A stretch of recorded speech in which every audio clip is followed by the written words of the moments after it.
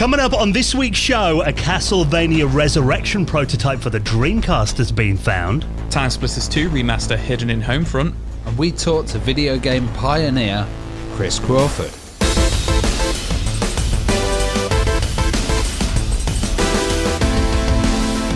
The Retro Hour podcast is brought to you each week with our wonderful friends at Bitmap Books. Now, if you're a fan of Atari, you've got to check out Atari 2600 and 7800, a visual compendium that showcases the very best pixel art, cover art and product design on each system, spread over a massive 528 pages and featuring over 200 classic games.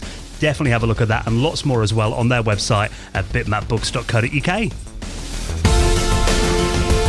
Hello and welcome to the Retro Hour podcast, episode number 270, your weekly dose of retro gaming and technology news with me, Dan Wood. Me, Ravi Abbott. And me, Joe Fox. And a very warm welcome to this week's show, our favourite bit of the week just before the weekend, where we get to reminisce about classic video games from the golden age of gaming, keep you up to date with everything that's been happening in the world of retro gaming, and welcome on a video game pioneer. And I think the term pioneer definitely describes the guest that we've got this week. Yeah, this is Chris Crawford, and God, I've wanted to have Chris on the podcast for a long time. I love these kind of episodes where we go into the really, really early days of gaming, and I'm talking about mainframe gaming. So, you know, Chris, he was developing games in 1976, and he was doing punch cards, you know, back in the days, and he was working on the IBM 1130, which is a really early machine, and the Kim 1 as well, which was Commodore's first machine. Eventually, he went on to work for Atari and founded the Games Developer Conference as well. So Chris is an absolute legend, and it's amazing to have him on the show because he talks about, you know, all these old mainframes and machines that were years before I was born. And like, I'm really interested in these pioneers, and I'm really glad we can have him on. You know what I love about it is, you know, it's a vast career and it goes back quite far, like you say, when you say eventually he went on to Atari. And for me, Atari is like, that's as far back as I know. Do you know what I mean? Like, that's like, you know, late 70s, early 80s. But no, that sounds amazing, man. Well, they were gaming with board games. So, you know, Chris was working with an actual board game that he'd put out, and, you know, you'd have little tanks on there, and then you'd have to play with coordinates. So it's an absolutely amazing pioneering game, Tactics. And there is something that's always fascinated me about mainframes. I mean, I mentioned it on the show before that my mum used to be a mainframe operator, you know, before I was born in the 70s. And I look at pictures of her in the papers back then. I mean, you know, just for using a computer was newsworthy back then. She's in the local paper. Computer. Yeah, it'd be like, Denise Wood prints out something on the printer, and it was like the size of like my house. But yeah, I mean, the fact that just all of that raw power, which I know your wristwatch has probably got 100,000 times more power than the mainframes of the 70s, but just seeing like, you know, the reel-to-reel tapes on there, and it all looks so mechanical with the flashy lights and the punch cards as well. And it's just, I've always found it really interesting, and there's just something very cozy, I think, about, you know, talking about mainframes of that era and those really early games that people were playing on them. Because, I mean, these were machines that were designed for academic use, for, you know, professors were using them. They were never made for gaming. It was just the fact that, you know, there was these, generally kids who were using them either for their studies or out of hours. They kind of, you know, abused their privileges and started making games on them. Yeah, it was like scientific community or the army until like the Altair came out, and then later the Kim 1, you know, which we also talk about. They weren't accessible unless, like Chris, you were in the scientific community and you had access to them, and they were thousands and thousands of pounds as well. Like millions, some of them. Millions, some of them, yeah. So it's pretty amazing to hear about these machines, and it's just a bit of an education for us as well, you know. You know, that is one reason that I love doing an independent podcast. It's the fact that, you know, where else would you get a show talking about developing games on a 1976 IBM 1330? Only here, man. Only here. But we have got lots more to talk about as well before Chris Crawford. He's going to be on the show in around 20 minutes from now. But, I mean, there are some big stories as well that we need to update you about in the world of retro gaming very soon. Some really interesting Dreamcast developments that we found out about. An entire game has been found hidden inside Homefront that apparently no one can get to. We'll tell you why in just a bit. But before we do, let's take a moment to give a massive thank you to one of our sponsors this week who've made the Retro Hour podcast possible, and this is our wonderful friends at Curve. Now, Curve is all about simplifying your life by making your daily finances more efficient, which I think I can speak for all three of us. That is something that we need. Absolutely. Yeah. I've always got cards everywhere, and Curve's really helped, actually. And, you know, it offers some things that are really good for retro gamers. So there's like the go back in time feature, which enables you to switch payments from one card to another. Like, that's 90 days after you've made the purchase as well. So let me get this right. Last night I was bidding on an Atari Jaguar, which I almost won, and I massively panicked when I almost won it because I had it on the wrong card. You're telling me you had it on the joint account, didn't you? Yeah, I can go back and actually, I can hide the fact or change the fact that I'd spent it on the joint account. You've got 90 days to hide the fact. Yeah, that's but good, also, that is. You get a purchase protection as well, up to €100,000. And, you know, this isn't charged. This is free, which is absolutely fantastic. Yeah, and that purchase protection as well, because that is one thing for guys like us who do buy a lot of our gaming gear off places like eBay, and, you know, these machines that were made a long time ago generally don't come with a warranty. So, you know, if you're buying things on places like eBay, that is definitely worth having. And with Curve, you can actually have, you know, all your MasterCard and your Visas on one card and app, and all your loyalty cards as well. The amount of times, you know, my missus got a Boots card, and she got one for me as well. Every time I go in, they're like, have you got your Boots card? And I'm like, oh, it's at home in a drawer somewhere. I always forget loyalty cards. Yeah, I'm exactly the same. Boots card as well. It's exactly the same thing. CEX and game as well, it supports. Tesco cards, yeah. I mean, that's the thing. It's like, it really means that everything is in one place. You haven't got to carry around a massive wallet in your back pocket. All your spending is in one app with your debit, credit, and loyalty cards all in one place. And it boosts the power of all your cards to give you a 1% cash back at your favourite retailers. Great exchange rates across all of your cards as well. And those amazing features that we mentioned, the go back in time, free up some cash with that too. And we want you to try out Curve for yourself. Now, the Curve Blue card, it's got no monthly fees, but it will still boost all your cards, and we want to give you some free money. Well, this is really annoying because I signed up, and now you've got this deal where you actually get £5 off your first transaction. I was going to say, didn't you actually sign up to... I was going to say, didn't you sign up to Curve like 3-4 weeks ago before we were even sponsored? Yeah, totally. I'm a big fan.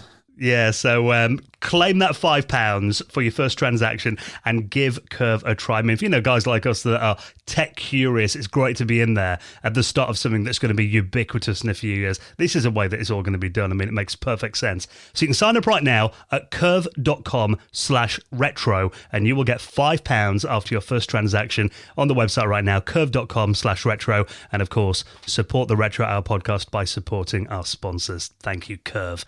Right then, let's talk about, I know one of your favourite series, Joe, Castlevania. A prototype has been found for the Sega Dreamcast of Castlevania Resurrection. Yeah, this is really interesting. So Ravi actually sent this earlier on, and you said that one of our listeners actually sent this to you. Yeah, Keith put it on our Discord, which is really cool. Awesome. So yeah, I was watching the video earlier on. So I've never heard of Castlevania Resurrection, but essentially it was revealed at E3 1999, you know, it was the new game, you know, the new Castlevania game coming to Dreamcast, and it looks, from the video, looks really, really similar to Castlevania 64, but obviously nicer because it's on the GameCube, on the Dreamcast. But essentially, the game kind of got cancelled, and from what I understand, it was kind of like self-sabotaged by Konami because they were worried about the PS2 coming, and, you know, they knew that was on the horizon, and they kind of just pulled the plug on the game. But essentially, this has been uploaded onto YouTube, 3 minutes of footage of somebody playing, you know, the development version of it. It's an unknown YouTube account. They don't know, there's no more information, so it's anonymous. Nobody knows where this guy's got it from, who this guy is, or anything like that. But it looks legit. All he does is he presses the pause button on the controller and he can go through the levels and just pick, and it goes into the developer mode and he can just pick the levels.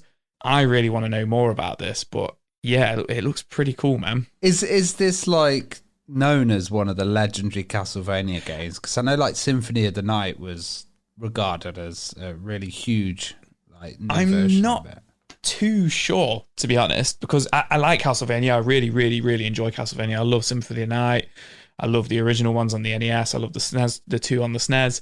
I've never heard of Castlevania Resurrection, interestingly. I mean, obviously it was there at E3 1999, but apparently it got a closed doors demonstration, so I don't think it was kind of like seen by many people, and there's not really much footage of it out there. So I guess you are right. It's kind of like it's a legendary game that never. It's one of these games that never came out, because Castlevania Resurrection isn't a game. It's not on N64. It's not on PlayStation. I mean, I could be completely wrong, but as far as I know, it's not out at all. So it was only going to be a Dreamcast game, and Konami pulled the plug on it, by the sounds of things, just because they were worried about the PlayStation 2.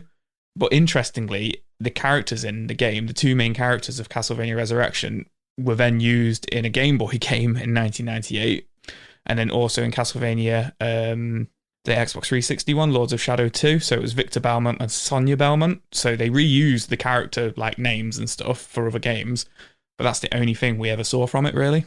It does kind of seem to me, I mean, Castlevania is not really a series that I've been massively into, but it does kind of feel like there's a bit of a split in the Castlevania fan base. There are people that love the 2D games, and then the 3D ones, a lot of people generally don't really like on the PS2. Yeah, you're pretty much completely right. So you've got all your 2D Castlevania games, and obviously you've got the Metroidvania kind of like style of games. They pioneered that kind of style of game with Symphony of the Night, and there's a massive fan base. People love those ones. I tend to gravitate towards them. I do have nostalgia for the two N64 ones because I had them when I was a kid, and I do enjoy them.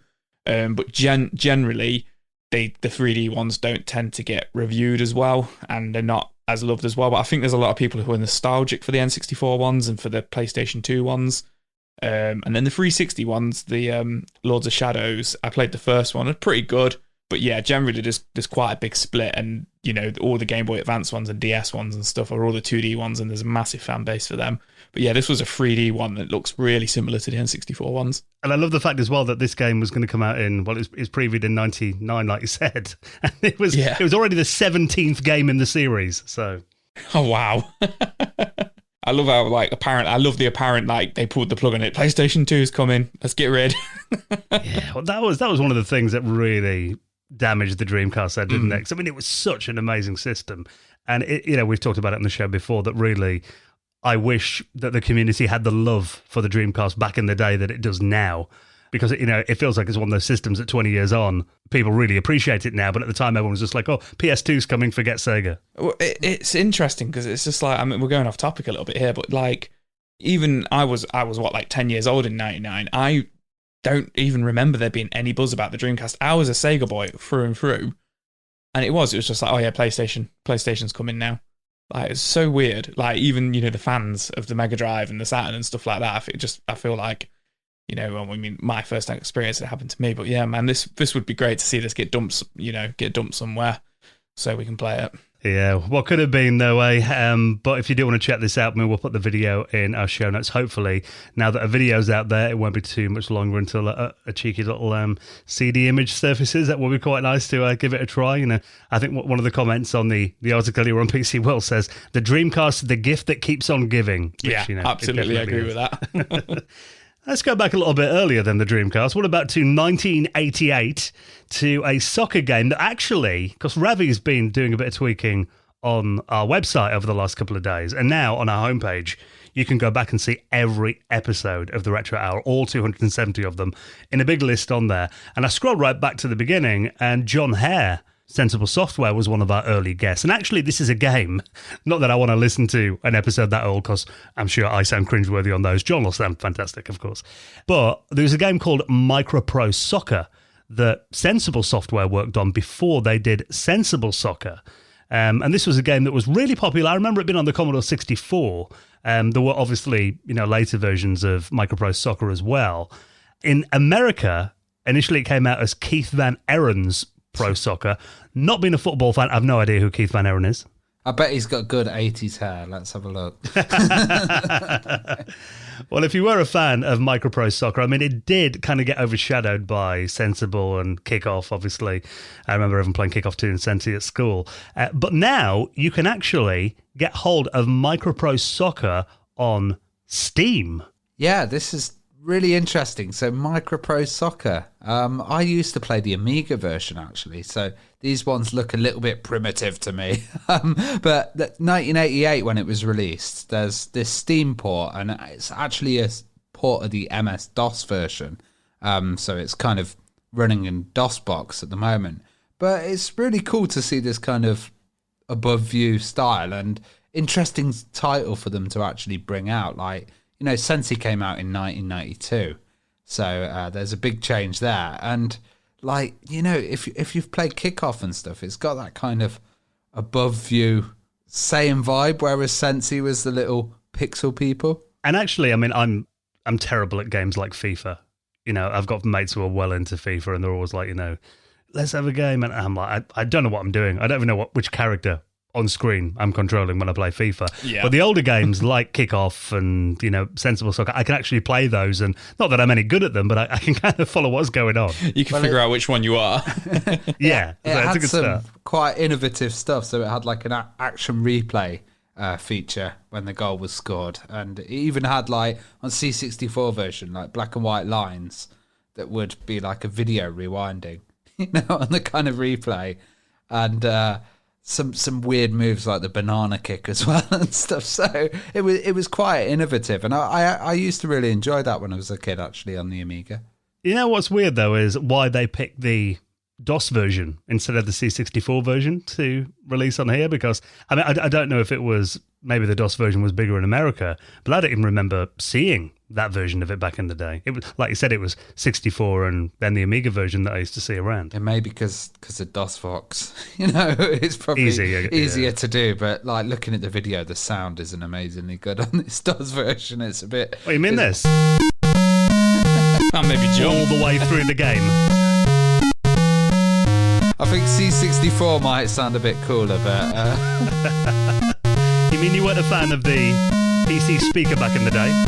I kind of liked it, but, you know, not on a constant loop. It can drive you mad. Well, you want to hear it again? No, stop. Yeah, that does run all the way through the game. I'll have it in my nightmares. I mean, it is cool. I mean, this is a company called Ziggurat Games, and at the moment they're simply on a mad mission to get loads of kind of forgotten retro classics onto Steam. Because I know, obviously, GOG seems to be the main platform where people go for this kind of thing. It is cool that more of them are coming to Steam, though, because it does feel like, you know, Steam is a bit more of a mainstream platform than GOG.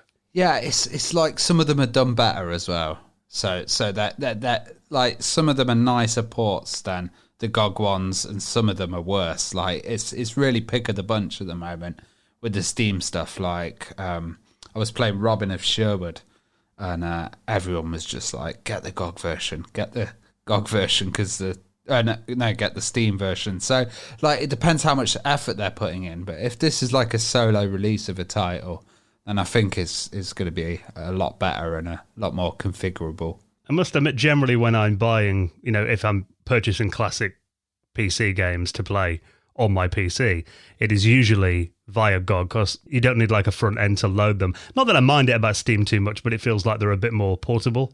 Yeah, and GOG. You get the free titles on GOG as well. Like, I use GOG but launch it via Steam, so I've got all my stores, but they all launch through Steam, which is pretty good.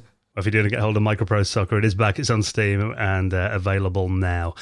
Now, something that I know you'd be very excited about, Joe, a full 4K remaster of Time Splitters 2 that, unfortunately, you'll probably never get to play. Yeah, this has blown my mind. So I wasn't aware of this. So apparently this was something some people are aware of. So on the game Homefront: The Revolution, which I've never played the Homefront games, but I know the first one's an Xbox 360 and PS3 title. Wonderful titles. Is this the second one, Homefront: The Revolution, I'm assuming? Or is that the first one? I'm not too sure. I think that might have been the first one. But, is that the first? I feel like the full name of it. Yeah, can I do a little bit of Nottingham history first with this? Yeah, go for it, man. Yeah, so Rare as you know, did GoldenEye. Yeah. And then Time Splitters came out from Free Radical Designs, which was also based in Nottingham with David Doak, our friend that we've done many talks with. And, you know, I used to do video game events with him. And then it turned into Crytek Studios. So Crytek was underneath the flat where I used to live. Yeah, man. That's cool. I was like, oh my God, Crisis, all that's getting done underneath where I used to live. And then I used to go down to the car park, and it turned to Deep Silver Dambuster Studios. Yeah. And but Crytek were actually working on the Homefront game, and then the second Homefront got done by Dambuster, I think. So I used to see these developers in the car park and like shout, "Give me beta codes" and stuff like that. They never Time were. Splitters 4? Yeah, but the guy that's actually talking about this is Matt Phillips. And you may remember Matt Phillips from Big Evil Corp, and those were the guys that did Tanglewood. Oh yeah. Yeah, so Matt actually worked at the time for Crytek. Yeah. See, it's interesting because I loved Time Splitters 1, 2, and Future Perfect, and I never knew, you know, as a kid that they were from like the Midlands. They were from like Nottingham and Derby. I had no idea. So this this just blows my mind now talking about it. It's mad, mate. Like, it's so crazy. It's like, but Time Splitters is close to my heart. I know. So I mean, like you say, this comes from Crytek developer Matt Phillips, who was probably one of the guys you were shouting at across the car park, you know, give me a free game. He probably thought you were mugging him or something. But he's actually, this is responding to a Twitter feed where a designer called JW Nijman asked, you know, what are some of your like favorite hidden Easter eggs that you've put into games yourself? And essentially, Matt Phillips has turned around and said, my proudest moment was a fully playable native 4K port of Time Splitters 2 hidden in the arcade machines in Homefront: The Revolution. So apparently, people knew that you could play the first two levels, level 1 and level 2 of Time Splitters 2 on the arcade machines in Homefront, which I had no idea. I've never seen about that or anything, but apparently people knew that. But essentially, there is a way there where you could play the entire game and it would boot up the multiplayer, like the multiplayer version of Time Splitters 2, and then you could back out of it and you could play the entire game. Even the network stack was in there. Yeah, like everything was in there apparently. But essentially, he never revealed the Easter egg. He gave it to a friend to reveal on, I want to say it was on Discord or something. He said, go reveal this. This is the code you need to put in to get onto it.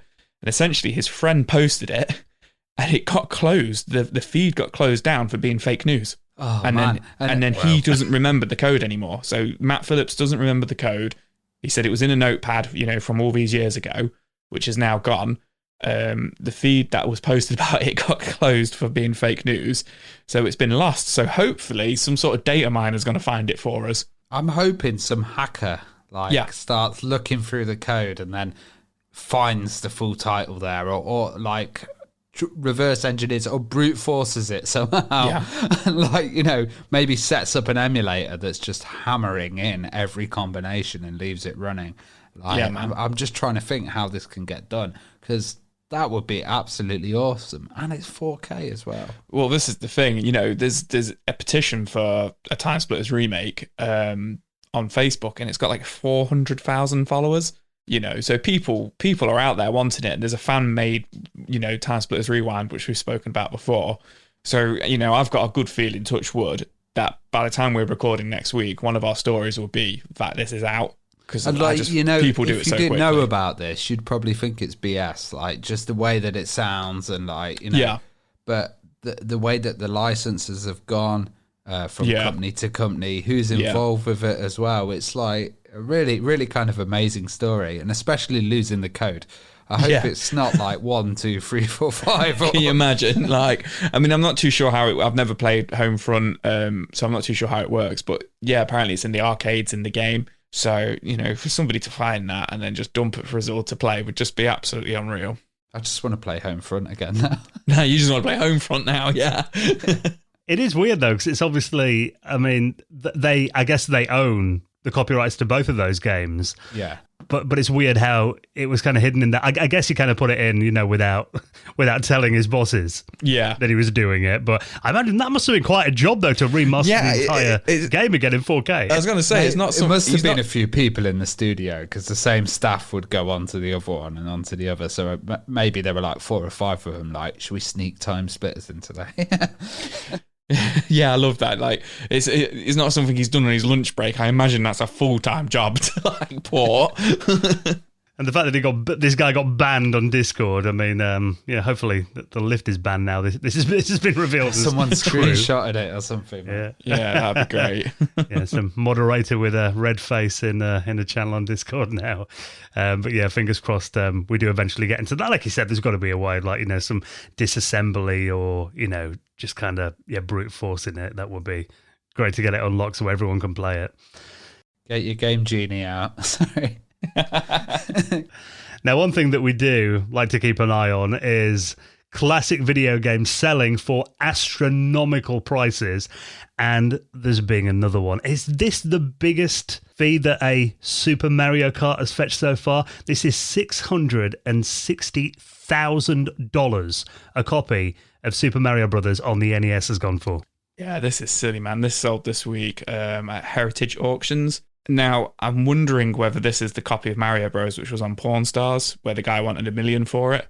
And they did appraise it, saying, it could well be worth that. But yeah, this is a sealed copy of Super Mario Bros for the original Nintendo, which is sold for $660K. From what I understand, the reason it's sold for so much and it's so rare is because of the variant. It's the rare 4th production variant of this game. Which can be identified by the fact that it's got a shrink-wrapped seal rather than a seal with a sticker. So it's the way it's been packaged and the way it's been shrink-wrapped, which makes it the rarer version of Super Mario Bros. Which is really funny because in this article on GameBite, essentially it's saying, the game itself's not rare. What's rare is the way it's been packaging. You're spending $660,000, on the cellophane. I think also the hang tab was a big part of it as well. And looking at the grading at the top, it's like it's it mentions hang tab as the first thing. Yeah, so the grading is near perfect, 9.6, A+. It's been graded by several places, but what's really interesting is the tweet from is it Kelsey Lewin, who's on the Metal Jesus show. She's like, for context, the Nintendo PlayStation prototype sold for $300,000, which for me is so much more interesting. Really nice house, or a copy of sealed Super Mario Bros. Or the Nintendo Play. I think the Nintendo PlayStation's much more interesting thing to own, personally. It is. I'd love to hear from the person who actually spent $660,000. I can guarantee it's going to be one of these guys who's going to be like, it's an investment. I can sell this on. I can sell this for more, kind of thing. Elon Musk is going to drop it on the moon. Or on Mars. That'll be the next move. Or set it on fire with a flamethrower or something. No. Yeah. The thing about it, though, is obviously, the person who did buy this, I imagine, probably has a fair bit of disposable income. So the stress probably wouldn't be as much as it would be for us guys. I mean, if I had a copy of this in my house, it was worth more than my house. Where would you put it? Obviously in a safe, I guess. I'd sell it. I'm just going to go ahead. I'm a massive game collector, but if I had something worth that kind of money, I'd have to sell it. I could just imagine. I'd have to. Dan's dog chewing on it. It's just like, no. Samantha, it's all right. He only took the cellophane off. The game's fine. Yeah, Dan would just be like, I left it so carefully on the couch as well. Yeah, typical me. Yeah, that's why I'll never be able to afford $660,000 for a rare copy of Super Mario. I'm not responsible enough for that. Nor am I. Now, speaking of money, we did mention this on the show when it was announced that a new £50 note, which is actually the biggest banknote, I believe, that we have here in the UK.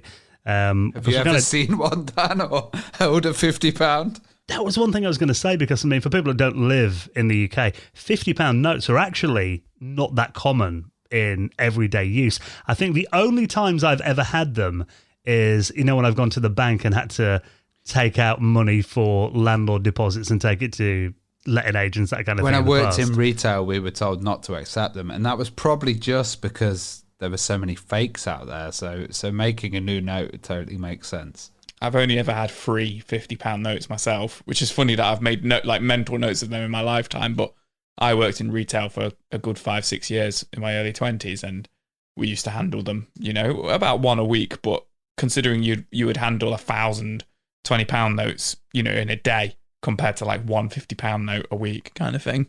Yeah, I mean, they're not really in widespread use. I mean, apart from, special circumstances, not the kind of thing you carry around in your wallet and use in day to day. But all the rest of our banknotes here in the UK have gone from paper to polymer over the last few years. I think this is the last one now. I think all the rest are, aren't they? But the big deal about the new £50 note is that Alan Turing is on there. Of course, legendary computer scientist and code breaker, back in World War II.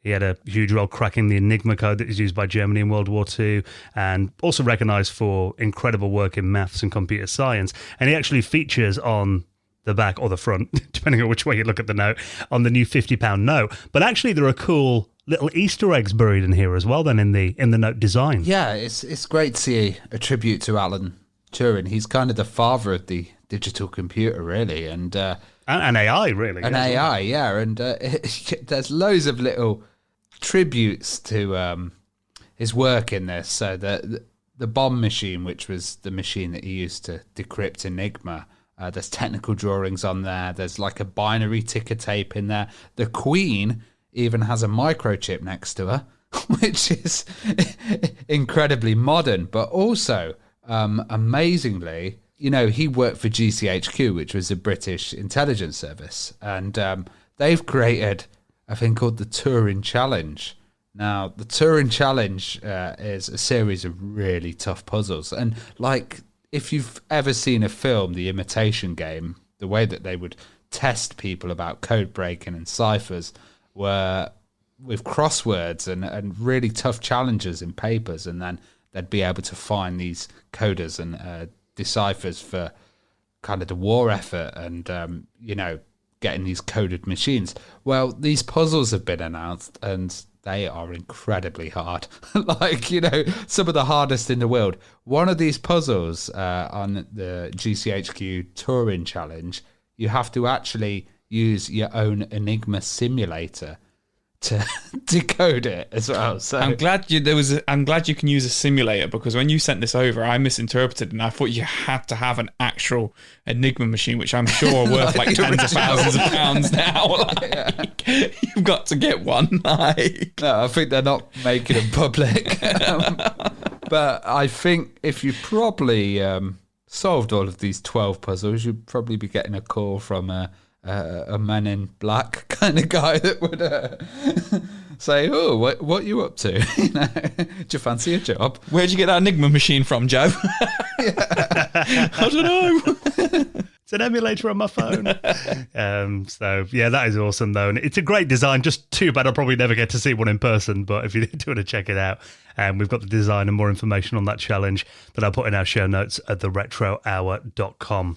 Now, we're going to be talking about really old-school video games with Chris Crawford, talking about mainframe gaming, and then going into his time working at Atari and founding the Game Developers Conference, GDC, that is, of course, a go-to place in gaming these days. So we'll get right back to the roots of that with Chris in just a moment. Before we do, let's give another big mention to a very dear friend of ours who've supported the Retro Hour podcast, and this is our friends at ExpressVPN. Now, of course, we've watched so much Netflix over the last 12 months. I mean, you've said yourself, Joe, that you've pretty much rinsed the entire UK Netflix library of anything you find interesting on it. I sit there every night after my wife goes to bed, and I think I'm going to watch a film tonight, and I just end up just watching scrolling. Friends. Yeah, just watching the same stuff, man. Just scrolling through Netflix, just thinking to myself, it's just the same stuff on here, man. Well, if you want to unlock more content, I mean, you're paying for Netflix every month.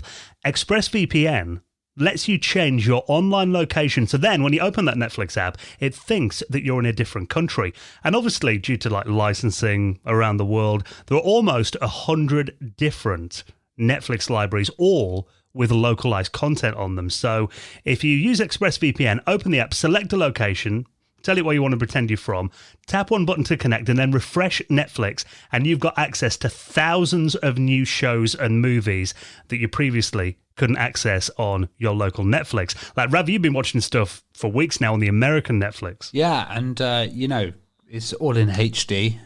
There's no problem with buffering or lag. And, I actually installed it on my router recently because I got a new router. I installed it on my Fire Stick as well, so you could just have it on there, the app on there. And on the router, I can change one of my whole networks to be in another country, which is fantastic. So straight away, just go onto my TV and watch some American stuff, which is not available. So a movie that I absolutely love with Justin Long, who was, the I'm a Mac, I'm a PC guy. It's Accepted, where they make a fake university. Also, a great documentary about the last Blockbuster store ever in Bend, Oregon, which is really cool. And Porn Stars as well. And that's PAWN stars that I've been watching. And, they've got some cool retro items in there occasionally and lots of good history stuff as well. Yes, I mean, if you're into anime, why don't you connect to the Japanese Netflix? Or, if you want to watch Doctor Who and you're outside the UK, check it out on the UK Netflix. So, and it works with other streaming services too. I mean, Hulu, BBC iPlayer, YouTube, has videos that are only available in certain countries. Streaming HD, no buffering, no lag, and compatible with all your devices, your phone, your laptop, smart TVs, and lots more as well. Not only can you change your location, but also it encrypts your data and lets you surf the web safely and anonymously. So trust the VPN that we use and sign up today, and you will get an extra 3 months on top of a 1-year subscription to ExpressVPN. So that is 3 months of ExpressVPN for free by heading to this website right now, tap it into your phone or your computer, expressvpn.com/retro to get your 3 months of ExpressVPN, expressvpn.com/retro. Now, let's just take a quick moment to give a massive thank you to our incredible patrons. We talk about Patreon every week on this show, obviously, and we can't express our gratitude enough for the people who find it in their hearts and support this show and enjoy what we do so much that they want to contribute to it and keep it going each week. We've had so many nice comments coming in from people and stuff recently, and it's just fantastic to have this kind of community of patrons. Like, when we meet up, we do Retro Hours After Hours, which is a great podcast where we're talking about the behind-the-scenes stuff. We did the Future Hour recently, which is really interesting, where we talk about our mad visions of the future, and some of them were pretty crazy. But also, we do our patron meetups as well, which are fantastic, like Zoom calls where you've got everybody talking about their retro stuff, their setups. We talk about loads of different topics in them. Yeah, and we've got one coming up this weekend on Sunday evening, actually. So if you want to join us for that, support us on Patreon, come and say hello. It's just great fun, isn't it? Just like, talking to other like-minded people. I often think having Patreon and the community that we've got around it, it almost turns it into a bit like a virtual user group.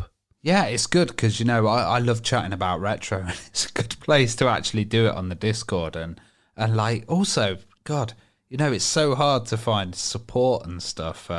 If you're making a system, if you're kind of trying to set something up, and you can just pop on and ask one of these patrons, and they'll be like, "Oh yeah, sure, you just plug it in there and do that," and you're like, "What?" It's really good.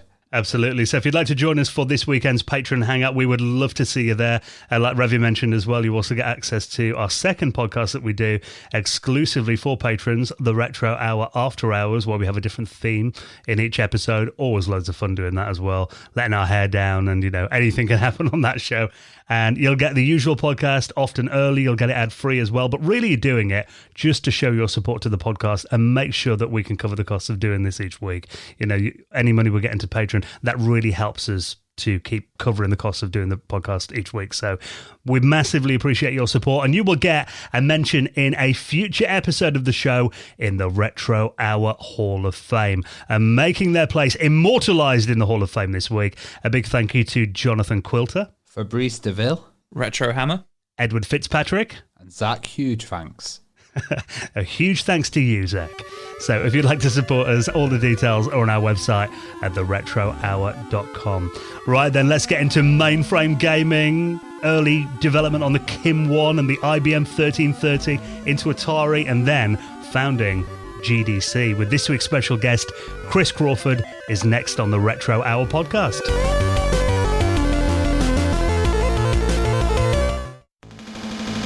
You're listening to the Retro Hour podcast, and it is our absolute pleasure to welcome on this week's special guest. And actually, we're so excited to get some stories from the early days of the industry. I mean, we were just talking before we started recording that, today video games and computers are everywhere. The video games industry is the biggest entertainment medium in the world. And it all came from just a few people working on this incredible stuff back in the 60s and 70s. And today we're going to be joined by Chris Crawford, talking about mainframes and the Altair and the Kim 1 and punch card gaming and Avalon Hill. So let's welcome him onto the Retro Hour podcast. Hello, Chris. Hi there. Great to have you joining us. Now, before we get into your history, because I know you're quite well known for Atari, but actually we're going to explore the period before that, which I think is going to be so interesting, as it's not really something we hear all that much about. So it's going to be fascinating hearing your stories.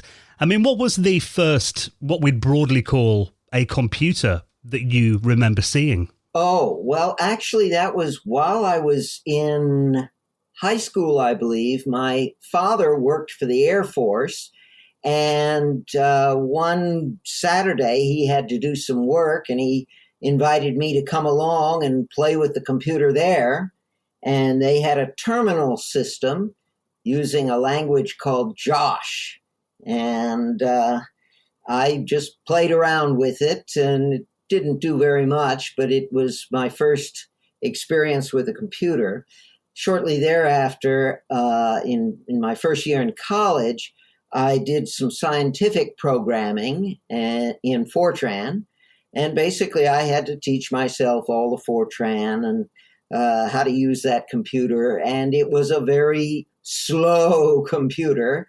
I still remember it did a calculation that would have taken a modern computer a few fractions of a second. In my case, though, it went on for about 5 minutes before I realized that there was an error in the calculation. And I remember saying, "Stop the computer! Stop the computer! It's producing bad data."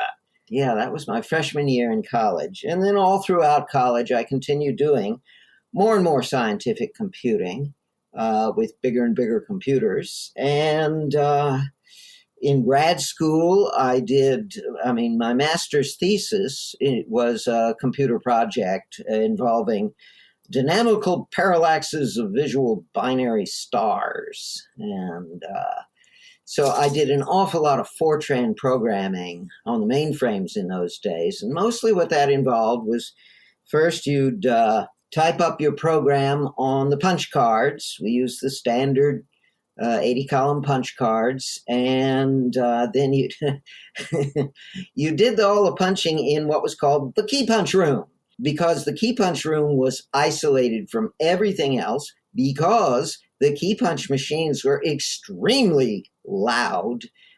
These weren't typewriters. These things had to punch holes in some thin cardboard cards. And so they hit hard. And so when you pushed a button, there was a loud bang. And then, of course, as you're typing, it's bang, bang, bang, bang, bang, bang, bang, bang. And of course, there are a dozen other people in the same room going on. And so it was a huge, loud cacophony of noise.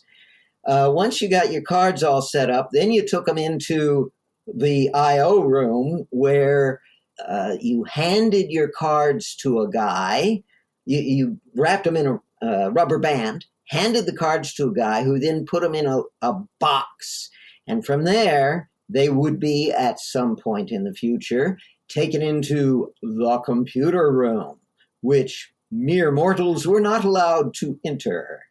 And they would run the program, and it would print something out, and then they'd wrap your cards up in the printout and put it in a little box in the outer room. And but this took a while because there were so many programs running. And so there was something called the TAT board. TAT meant turn around time. And it was a chalkboard where they'd say, TAT, 3 hours, TAT, 8 hours. During the day, it would be typically 8 hours. So if you had a lot of work to do, you'd come in at 2 a.m, when the turnaround time was maybe 30 minutes. And so you could actually do interaction. You could put something in, see what happened. A short time later, put in another round. And that's the way we did computing back then. Well, you mentioned that your dad was in the Air Force. Like back then, was it kind of military and educational scientific people that had access to computers and not the general public? Well, my dad was a civilian engineer for the Air Force, but he, at the Air Force Base where the computer was, that was a general purpose computer that did all the work for the whole base. And so there were a lot of people using it. And so I was using a terminal, which was part of it. This was time sharing back then. That is, they could have 20 terminals scattered around the base, and you could put in your input, and it would go to the computer, and the computer would get around to processing it, normally within a minute, and then shoot the output back at you. And it came out in one of the standard terminals of the day, which looked like big typewriters on pedestals with printer paper coming out of them. Well, what kind of programs were you writing on these machines? Well, while I was a student, I was writing basically various kinds of research programs. I was pursuing a number of different research projects over the years. One was on the time series of meteor observations. That was something I was always interested in. Do they come randomly or not? Again, my master's thesis was on dynamical parallaxes. I also did a number of little bits and pieces for some of the professors, various little bits, fairly short programs, a few hundred lines. That was about all. When I was teaching, I had two main programs I worked on.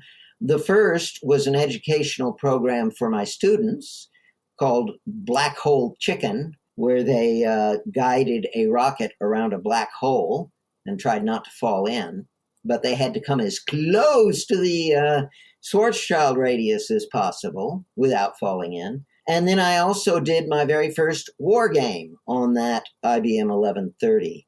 And it turned out to be pretty good considering the restrictions. I called it Tactics. It was a tactical armored combat game played on a hex grid, and that in itself was rather ambitious.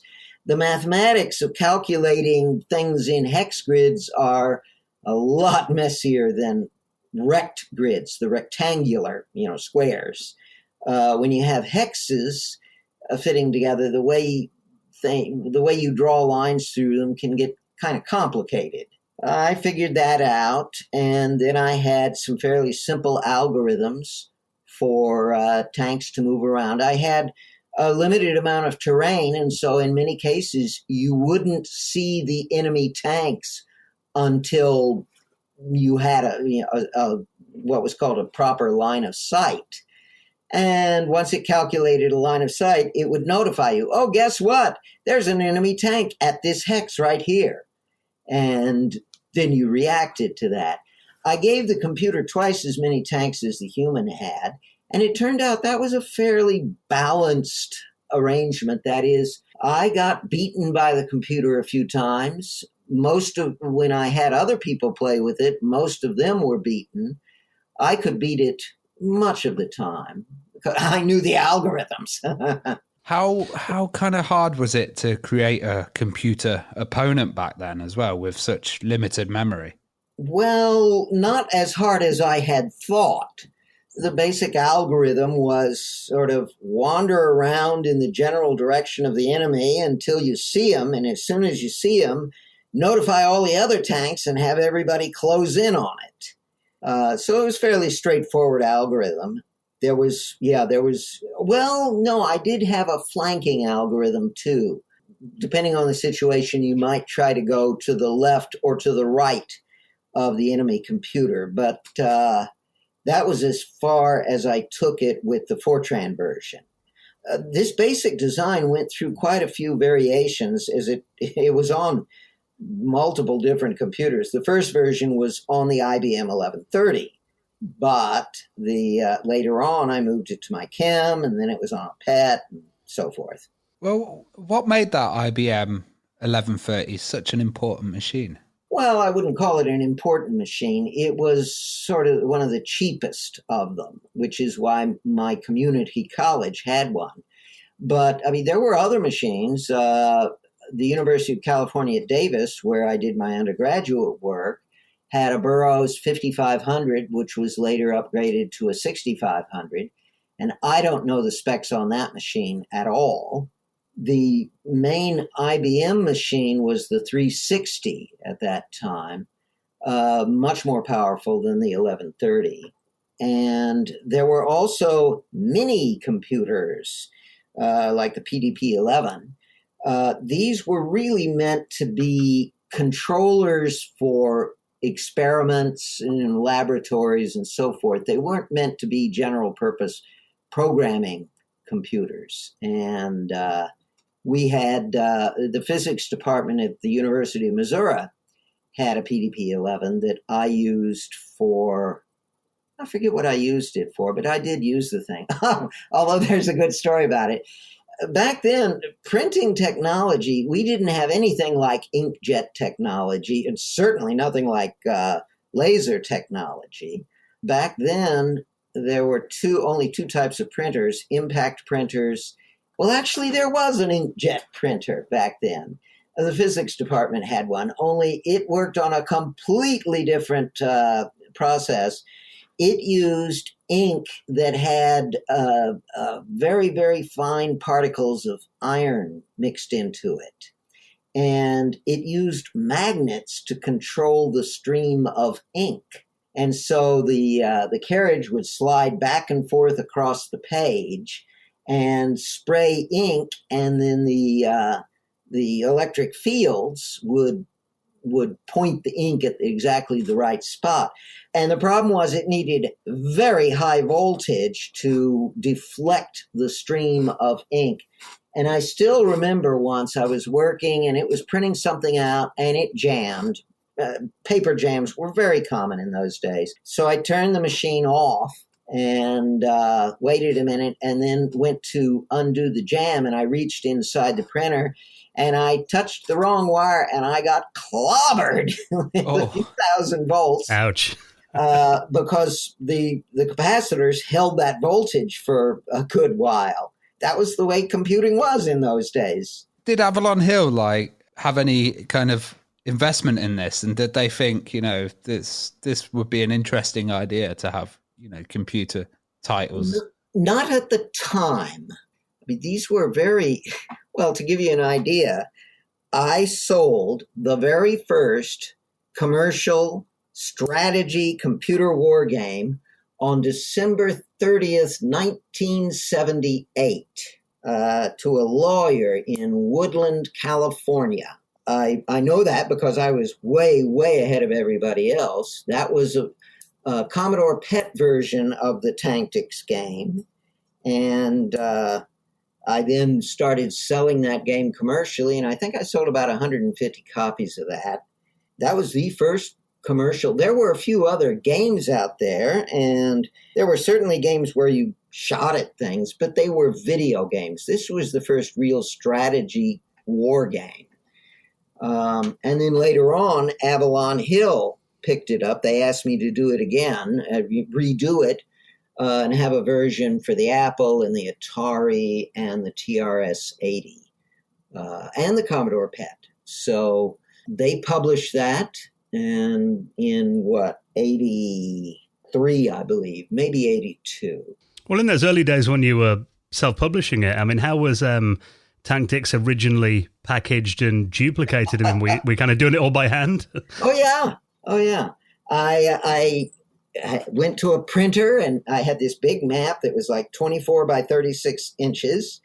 And we folded that down so that it was 8.5 by 11, I think, or something like that. And then we needed counters, little cardboard units, and so I had purchased a bunch of blank counters, and I had an ink stamp made, and I stamped out the numbers on the counters, And then I would record the tape directly on my computer. The programs were stored on cassette tapes. And then I would stuff everything into a big Ziploc bag. Oh, and I also had the manual for it, which I had printed. And so the manual and the counters and the tape and the map all went into this Ziploc bag. And that's what I sold. And I sold some to retail stores. The standard way software was sold then was in Ziploc bags. Basically, they set up a big perforated board wall that had this was a standard thing that you had in garages. You had little steel things you stuck into the holes, and then you could hang stuff from the little steel pegs. And I sold a bunch to them, but that was any computer store. You went in, and there was this wall of pegboard, and you would look over the software, and that was the entire supply of software in the universe. So there wasn't a lot of software back then. Well, when you were kind of developing it, did you have to do a lot of it away from the computer? Because, as you said, there was timeshare and there was other people using the machine, and then go to the computer and kind of test it all and get it done there. Well, yes, when I was working on the mainframe computers in college, yes, I would. Typically what you do is you'd get your printout, and then if you were respectable, you would take it back to your office and study it and make all sorts of, write up all sorts of changes. And then you would go back, change your card set, and resubmit it. Some people, though, there were so many stupid little bugs you could get that a lot of people would just hang around the computer center, and as soon as their thing came back, they'd look it over. I mean, usually it came out with some sort of compile error, and it would always be one stupid little mistake, and you'd go in and change one card and resubmit it. These were very common problems back then. Did you have to make any kind of physical hardware yourself? Were you making any add-ons or kind of, boards to do different things? Oh, yeah. Yeah, I right after grad school, about a year after that, I finally made the jump into the microcomputer era. This would be in 1978. I bought a Kim 1 single board microcomputer system that had a 6502 8-bit CPU running at 1 megahertz. It had 1 kilobyte of RAM, which was really big in those days. I mean, that was a lot of RAM. Most of the machines being sold until then came with 256 bytes of RAM. Let's see, it had a little keypad, about 25 keys on its keypad, and it had 6 7-segment LEDs for output, and you could do an awful lot with that. And I then expanded the system. I built all sorts of stuff. I built a power supply for it, a big power supply. These things ate up a lot of power back then. So I had this huge transformer. Actually, I had 2 transformers for complicated reasons. I had a monster capacitor to smooth out the power. It was a can about 3 inches in diameter by maybe 6 to 8 inches high, and that thing held a lot of charge, and that was necessary for a heavy-duty power supply back then. And what else? Well, there were a bunch of other things, but I built this whole system, and then I added some boards to it, a 4K memory board, which really blasted off, allowed me to do much larger programs. And then I built an interface board, very complex board, that allowed me to have 2, what I call tiny terminals. These were I got some calculator boxes, and then I got some 7-segment LEDs. 7-segment LEDs are the things that you see in digital clocks. the red things with the funny letters. Well, those were also what were used in calculators at the time.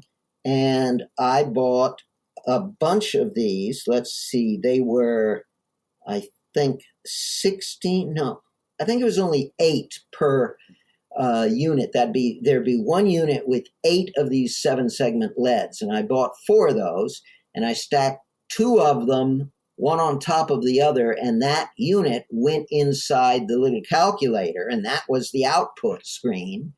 And then I had a calculator keyboard as the input, and then I had 2 of these, and they had cables that went big, wide ribbon cables with lots of wires, and they went into my interface board, and the Kim 1 controlled that, and the net result was that the thing could, I used it for my version of Tactics for the Kim, which we called Kim Tactics, and that was a real-time game. That was a really good game, a lot of fun. So I'm definitely looking forward to talking more about the Kim 1 in just a moment, because that's, you know, as a Commodore fanboy, you know, that was always a company that I was into as a kid. It's going to be interesting to hear some more stories about that. But I'm quite interested in that kind of dawn of the microcomputer industry. I mean, when the Altair came along, that must have been a really exciting time. I mean, what was kind of the atmosphere like in the computer world and the science world when that machine debuted? It's interesting. Among computer scientists, the microcomputers were considered to be something of a joke. Toys. Certainly the big iron people considered them to be toys. People using big IBM mainframes, they sort of laughed at them as toys. And the real enthusiasm was with a group of oddballs. The people who got that rolling were, I don't want to use the term revolutionaries, they were enthusiasts who were just really excited. You know, this is really, really neat. And you can do all sorts of fun things with them. And that was the attitude back then. And the passion was very high. People were terribly excited, people in that group. And that group was, it's hard to say how big it is. Perhaps the best measure are the subscription numbers for some of the magazines. The most representative one would be Byte magazine, which definitely had I don't know what their circulation was, but I'm sure it was in the tens of thousands at least. And it was the flagship magazine. I mean, you just had to read Byte because it had the latest news, and it had reviews of computer systems and lots of ads for new products. And people spent as much time on the ads as on the editorial content. Oh, there were also social groups like the Homebrew Computer Club in Silicon Valley. But those were rare, because you needed a real concentration of people to make one of those things work. Well, what kind of things were people doing on these early microcomputers then? Well, they were trying to do all sorts of things, and a lot of it was just crazy, stupid, whatever. One of the biggest problems was justifying the expense of the computer to the wife, because these things really did cost a lot of money. And so one of the most common programs was the kitchen recipe program that your wife could take, and she could plug in the recipe for something and type in the numbers, and it would tell her how much stuff to use if you're making this for 5 people instead of 6, and so forth. It was really quite pathetic, but it was really an indication of the social difficulties that people had, because these things did cost a lot of money. There were games, but the biggest problem with games was that there was no decent output on these machines. The idea, in fact, the big thing around 78 to 79 was a CRT controller. that would allow a cathode ray tube that would allow you to get visual output. And that was very special, very expensive, and didn't work very well. And so most people relied on LED output or 7-segment LED output. Some people had little printers. I experimented. I had a little calculator printer that I experimented with, and I could get it to print out numbers. That's all it could do.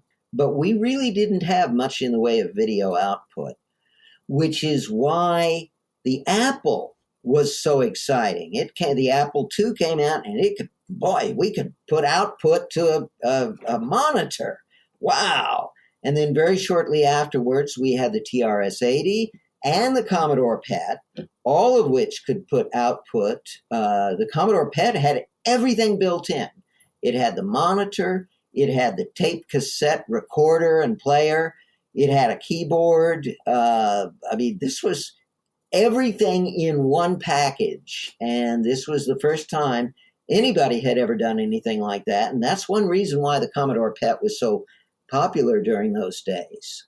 Well, before the Commodore PET, the Kim was a machine that I know you worked on, and the Kim's always been a really interesting machine for me because I know it was MOS Technologies before Commodore took them over, and then that became, Commodore's first what you call a personal computer, even though obviously it was very limited compared to, what came after. Tell us about your story with the Kim then. How did you find out about it and get hold of it? It was in Byte magazine, of course. And I read some stuff about it. There still wasn't much information. And I still remember calling MOS Technology and asking, now, is this a programmable logic array or does it have an actual CPU? And they said, yes, it's a CPU, not a PLA.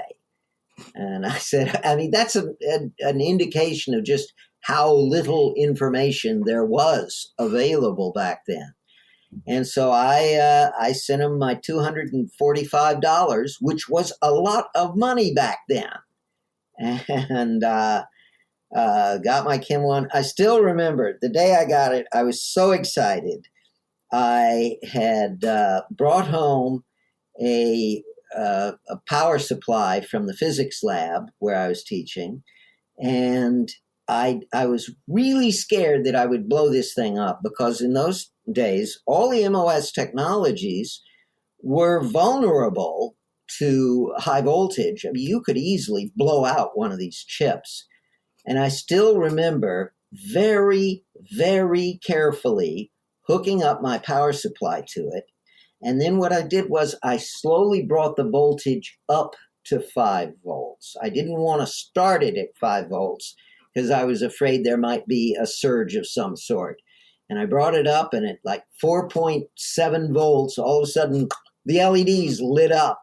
And I took it all the way up to 5, and then I was ready with a test program.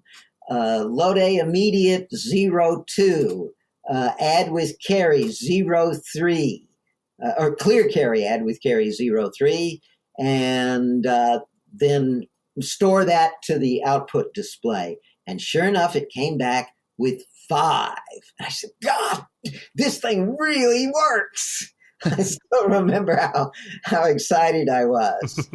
And I was excited with the fact that it came back so quickly.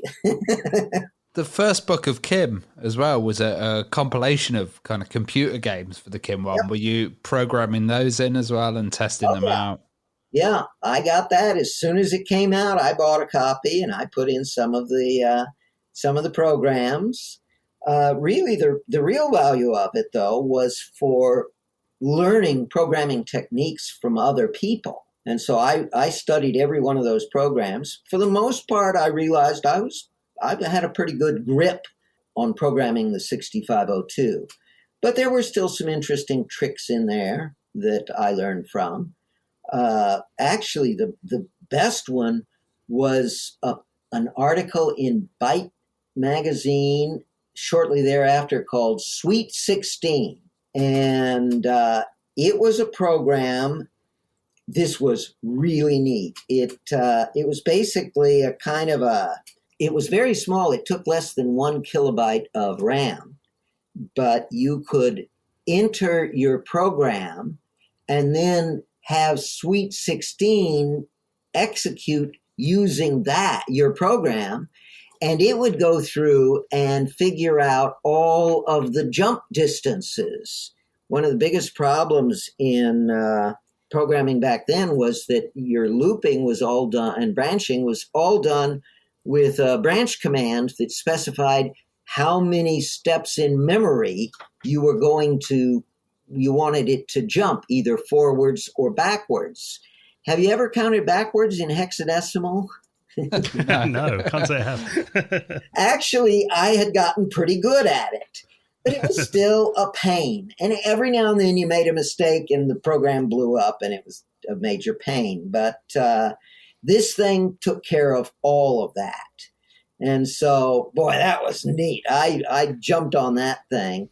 It added a few other things that made life easier for programming the 6502. Well, obviously you're working on, these computer games at the time. And then as we got into the late 70s, the arcade scene and even the home console scene started to explode. That path led you to Atari then. What was the route and how did you end up at Atari from there?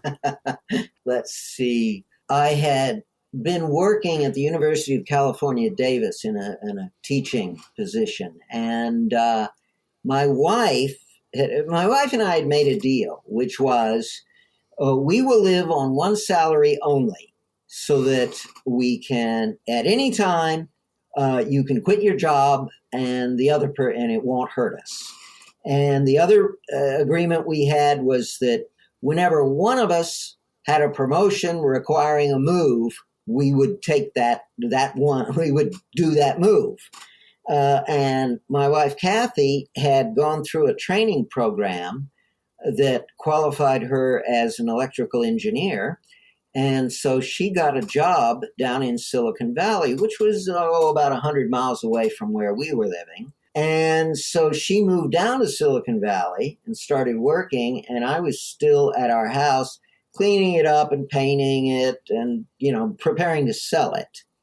And I was also looking for a job in Silicon Valley. And I found an ad somewhere that said, programmers, design your own games. And then it had a phone number and it was a headhunter in Mountain View.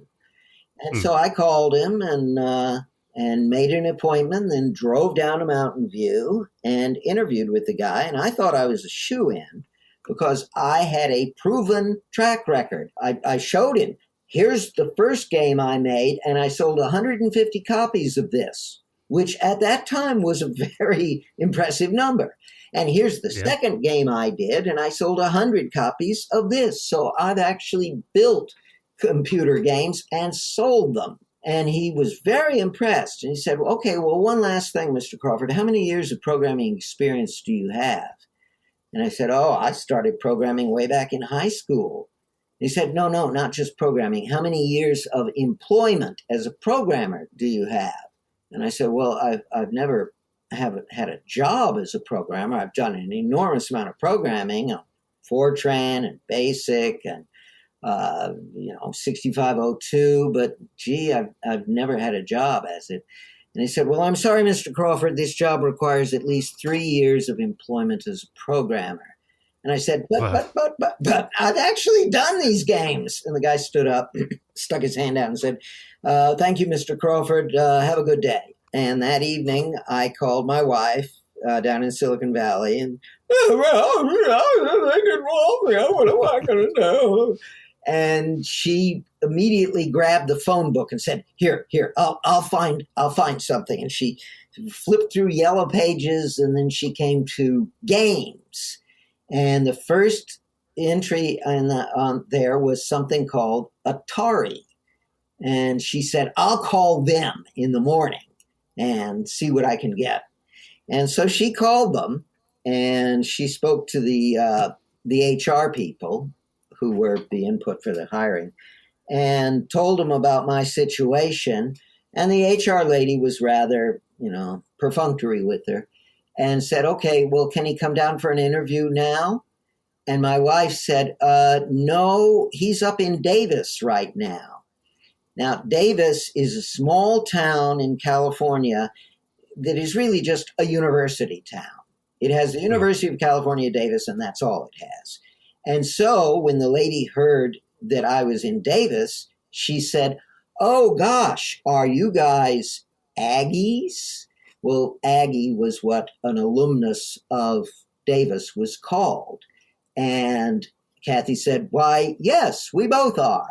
And the HR lady said, so am I. That's really great.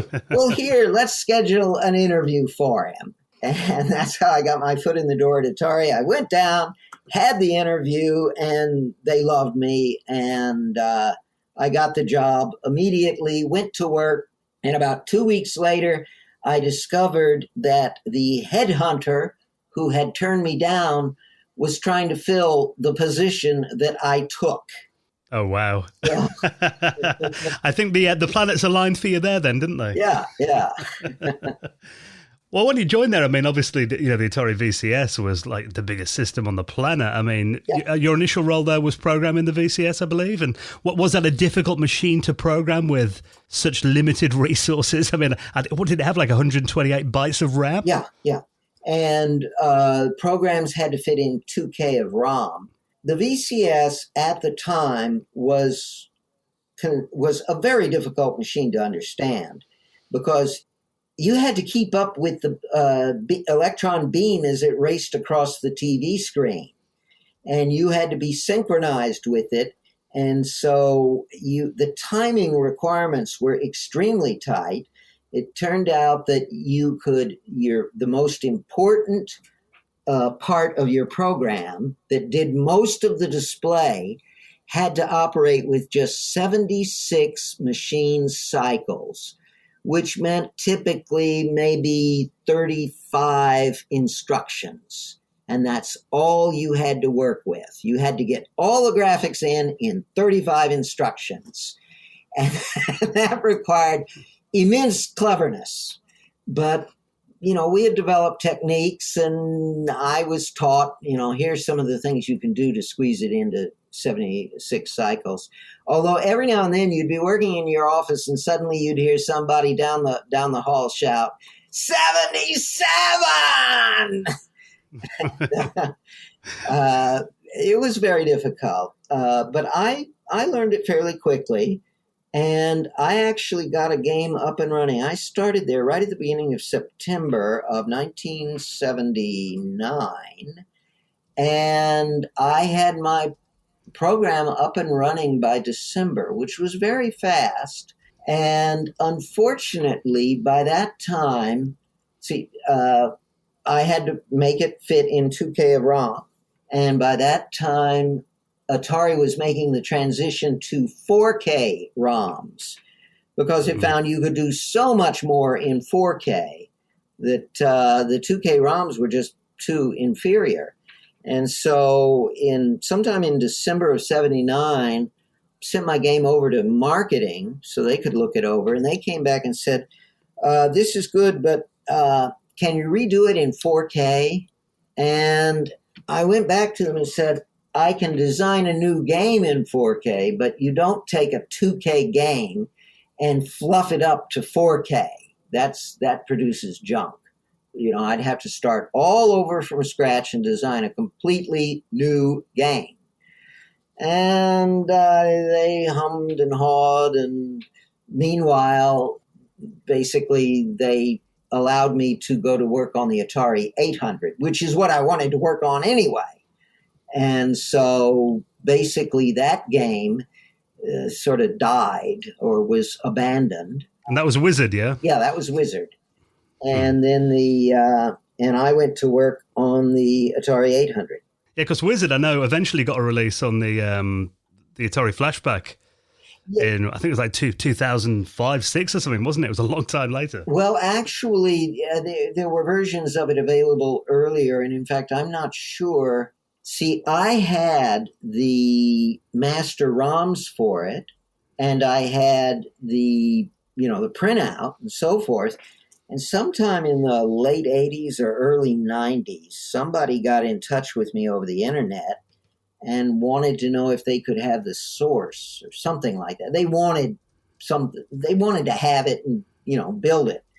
And I said, yeah, sure. And I emailed them what they needed. And they actually got a version of Wizard up and running. And that then started spreading around, and I didn't even bother keeping track of it. But I know that version was floating around the internet in the 90s. So I don't know if it became the source of the other things. Well, you mentioned that you moved on to the Atari home computers, and I know the Atari 400 and 800, Jay Miner was involved in those machines, and they've got a great reputation. And everyone we talk to that's worked on those computers raves about how incredible they were. Yep. What were they like to work on personally for you, and how did they compare to other micros on the market? Well, for me, it took me a little while. I mean, I learned the technical aspects of it fairly quickly, but there were a few things that were really subtle. Primarily the scrolling capability, and most important, the display list interrupt. You just got to understand a lot about the machine to realize just how powerful that is. But I learned all this stuff at sort of a basic level fairly quickly, but then I kept experimenting and learning more and more how to do this.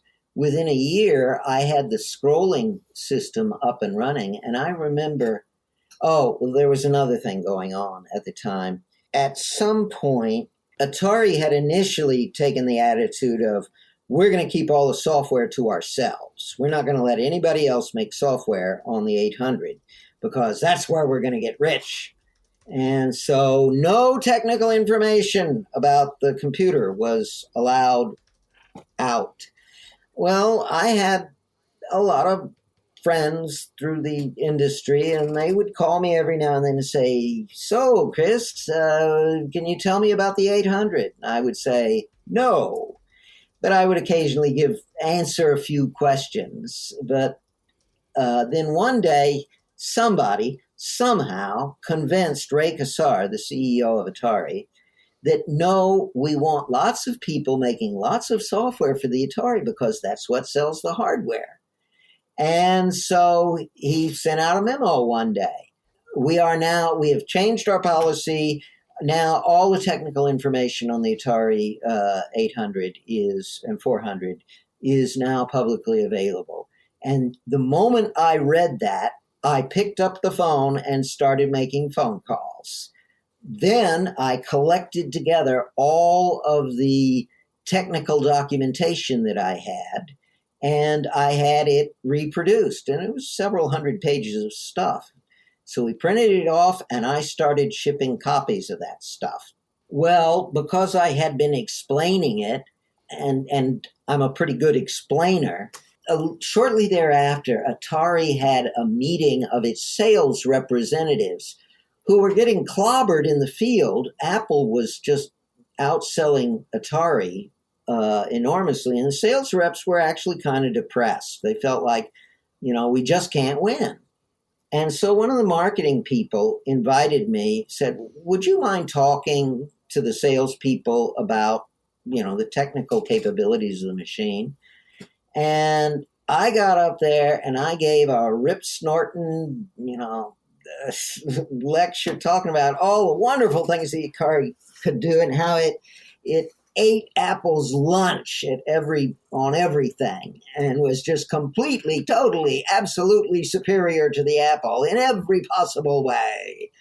And they came out of that supercharged, and they were ready, let us at them. We're going to go out there and we're going to sell 1 million of these. And so the marketing people really liked me for that. And shortly thereafter, a number of things came together, and I ended up forming a group of people called the Software Development Support Group.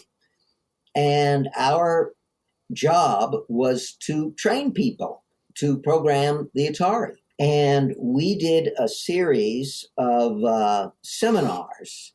We would somehow advertise it. I forgot how. We had somebody calling up people saying, oh, we're going to have this Atari seminar thing, and it's free, and you'll get all sorts of documentation, and why don't you come? And so we'd have about 30 at any given place, and I would show up there, and I developed this I took the thing I gave to the salespeople, and I really jazzed it up.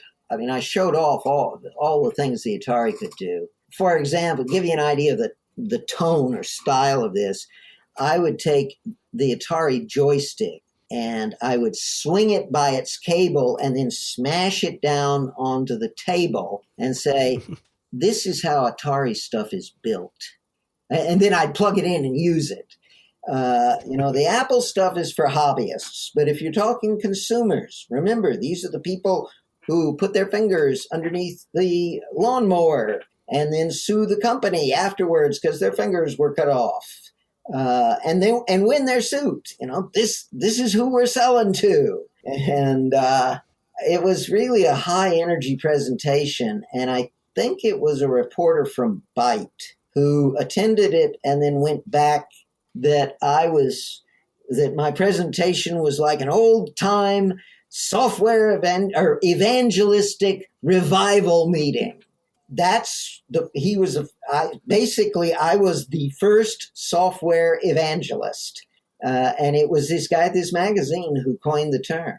So anyway, those were very successful, and we got a lot of people writing software for the Atari. I know Atari were mainly known for arcade games and kind of that era, but you were working on some really interesting things. You did something in Atari Basic called Scram, which was a nuclear power plant simulator, which, obviously an educational title. What was the story with that then? And how did you convince Atari to release that? Well, actually, the first one I did was called Energy Czar. And that was an educational simulation of energy, environment, economics trade-offs. And you were given options about what you wanted to tax and what you wanted to subsidize. God, it was a really bad program. But for the time, it was pretty damn good. It was certainly much more sophisticated than any of the other stuff out there.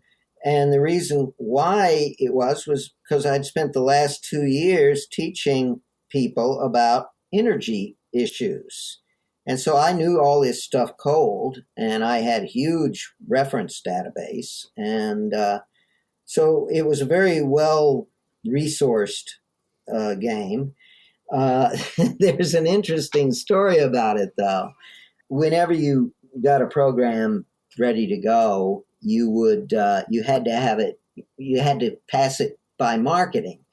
And what you do is the marketing people would all come over to software, and they'd troop into a meeting room, and then you'd get up in front of them and, show off your wonderful program.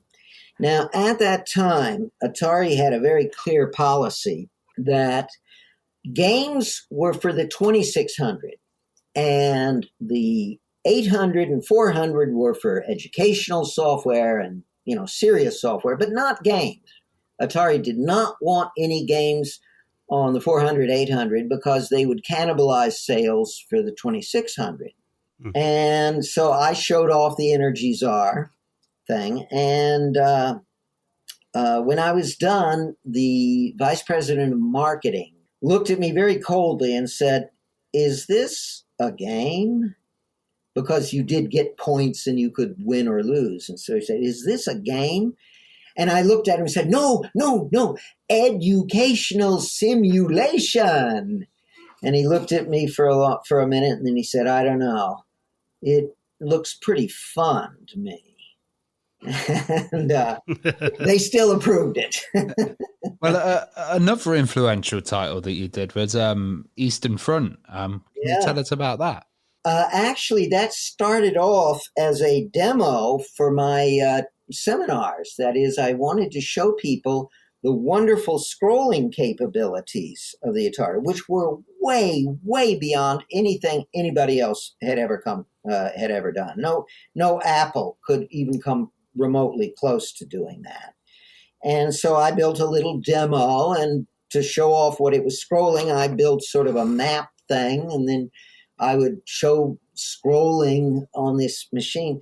And this blew people away because there was this huge map and you could smoothly scroll all over. Scrolling back then wasn't done because the computers were too gutless. They just simply couldn't move the pixels around that fast. And here was this thing doing this beautiful, smooth scrolling. So that really impressed a lot of people. But they seemed slow to embrace it. And so I just kept advancing it. And then I thought one day, why don't I try to make a war game out of this? So I replaced my little demo map with a map of Russia. And I thought, that's nice. I wonder if I can put, military units down, little kind of symbols for military units. And so I did some more programming. Clonk, clonk, clonk, clonk. Here were these, divisions and so forth. And then I said, well, can I make a move? And I added some more code, and they were hopping around on the map. And then I put in input control stuff to allow the user to specify where they were moving. And then I added some artificial intelligence and this and that and so forth. And I had Eastern Front. Well, actually, not quite. It turns out this is a very important point that I think is still relevant. When it was first done, let's see, I started the seminars in December of 1980, and in June of 81, I had Eastern Front running. And it was crap. It was not fun. It was tedious and boring. And I had the great good sense to say, this game isn't ready. This is a very important point because most games are crap when they're first built. And the designer has to have the courage to say, all right, we're going to make some big changes to this baby.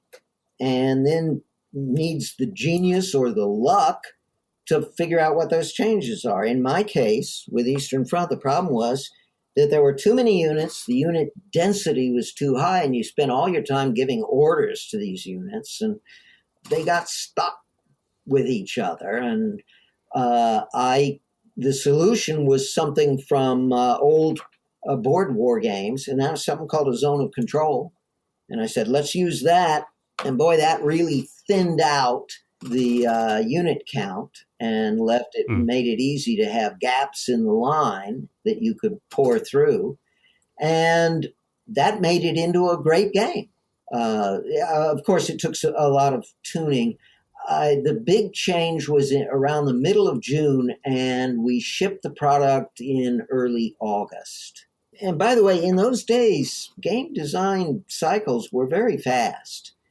In fact, in 1981, I had Energy Czar shipped early that year, Scram shipped a little later, Eastern Front shipped in August. Oh, and then Tactics shipped. So I had 4 games coming out in 1 year. Very busy era for you. And I mean, actually, skipping forward a couple of years, you went on to found something that is now an annual go-to for game developers from all around the world. We know it was GDC today. Yeah. But in 1988, it was called the Computer Game Developers Conference. Tell us about that then and why there was a need for it. The games industry went through a collapse in 1984. Almost everybody lost their jobs.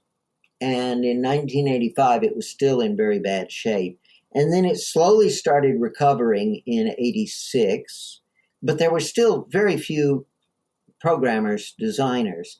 But in 87, I decided that I could do a journal, that it was time for us to start talking about game design. I had already written and published a book, The Art of Computer Game Design. So I did this thing called the Journal of Computer Game Design, published a 16-page issue every 2 months. And I wrote most of it, but as the word spread, more people started subscribing and writing material for it. And the user base expanded. We ended up with about 300 subscribers at peak. And Nikki Robinson suggested to me, why don't you put together a conference? And I had actually been a little reluctant to do that, but by that time, it was about the right time. I felt there are enough people now to justify this. So I organized the first one at my home, and we had about 24 people come. And there's a photograph of the group that we took that's on the internet in a lot of places. And everybody was so pleased with that. It was just a one-day affair that they said, Chris, you got to do this again. This needs to be a regular thing. So at that point, I said, all right, let's do this. And the first decision I made was, this will be much better if I bring in different points of view. And so I recruited, I think, 6 other people. And I went out of my way to get a disparate group of people with different kinds of interests. And I recruited them as board members. The second decision I made, which was stupid, was I said, we're going to be very egalitarian about all of this. This will be a corporation and everybody will be equals. And so I will be no better than anybody else and everybody has the same amount of stock. And then the third decision I made, which was also a disaster, was actually not my decision. I wanted to incorporate as a non-profit corporation. However, the guy who ended up being the treasurer said, whoa, geez, nonprofit, you got to do all sorts of paperwork with the government to be a nonprofit, and you got to make financial reports, and it's just, it'd be a huge job. It would be so much easier if we just made this a for-profit, and then we just didn't make a profit. It's effectively the same thing. And I said, well, okay, if you think so. I believe strongly that you know, the guy in the trenches is the guy who makes the decision. So I went with that, and that proved to be a disastrous mistake. So anyway, we got started, and it was a big success and grew and grew and grew. Before we finish, tell us about interactive storytelling. That was has been my grand dream now for 30 years.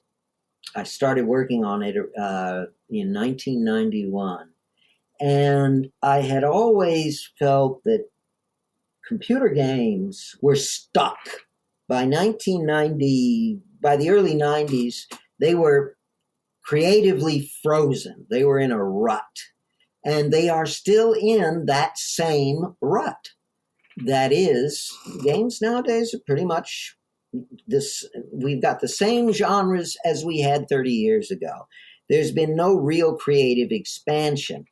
And I realized that the fundamental reason for this was that the games were not about people. And I boiled the idea down to a slogan, people, not things, because you really, I felt that until we have games about people and interactions between people, dramatically significant interactions, our games will never be art and they will never break out of the rut they're in. So we got to do games about people, and what that boils down to is interactive storytelling. And I've been working on that for 30 some odd years. Actually, I started with Excalibur on the Atari. It had some strong people elements. I did another one at Atari called Gossip, which was actually a spin-off from Excalibur that was exclusively about people interactions. In 87, I did a game called Seaboot, or Trust and Betrayal, that was fundamentally about interpersonal interactions. And so I tried to develop these ideas, and I did. Over the last 30 years, I developed an enormous amount of technology, but it was never good enough. Now, maybe I'm too much the perfectionist, and maybe I should have been releasing technology even that I consider to be flawed. But I just kept, I'd get something working and I'd work with it and say, no, not good enough, throw it away, start over. And I basically, whenever I can a project, I sit for about a year doing other things, allowing the creative juices to bubble. And I came up with another idea, radically different from anything I've ever done before. a year and a half ago, I began working on an actual project based on the Arthurian legends that I call Le Mort d'Arthur. And I've been working on it for a year now, developing the technology for it and developing it. The basic challenge of the game was that the player is King Arthur, and he's managing a motley group of knights who have their own interests and conflicts, and meanwhile they're the Saxons who are constantly attacking, and they represent a military threat. And the basic idea of the game was that you'd have military aspects, but the real challenge was finding the right balance between being feared and being loved. That is, there were times when you, for example, when you'd be presented with a murder. One of the people murdered another one. What are you going to do about it? And so you have a trial, in effect, and you hear everybody's stories. And at the end of the trial, you got to make a decision. Do you execute the murderer? Do you acquit him because it's justified homicide or whatever? And, one decision is going to make you feared and one is going to make you loved by some people. Basically, there's an awful lot of this in there. And there's an awful lot of color in the sense of telling you what Britain was like around the year 500 when Arthur was doing his stuff. And I felt that would be good enough. But then right at the beginning of this year, I was thinking one day, this lacks anything about the Grail and the Grail quest. And wouldn't it be nice to get that in there somewhere? And I thought about it a lot. And then all of a sudden, a new idea hit me. And I will not tell you what the idea is. I'm going to tease you here. But basically, right. It takes the game off in a completely different direction, but leaves the old game in place. And so basically what's going to happen here is all these gamers are going to get in. They're going to start playing it like it's a war game, and they'll concentrate on on winning the battles. And then they'll lose the game because the people don't really support them, and there will be a rebellion. And then they'll go back and play a few more times and figure out how to get a right balance between being feared and being loved.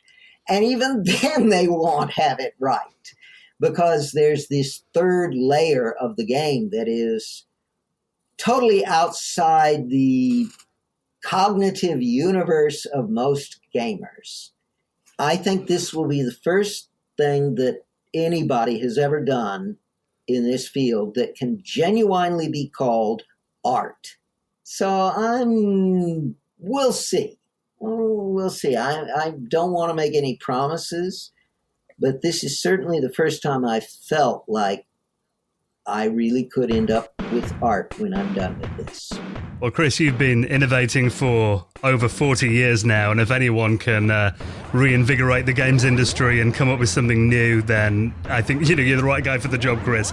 I feel like we've been talking for over an hour. We've barely scratched the surface of the incredible projects and games you've worked on throughout your career, but it's been incredible getting some of your stories, Chris. Thank you so much for coming on and being our guest, and we can't wait to see your new project when it's finally ready. Okay, it was fun.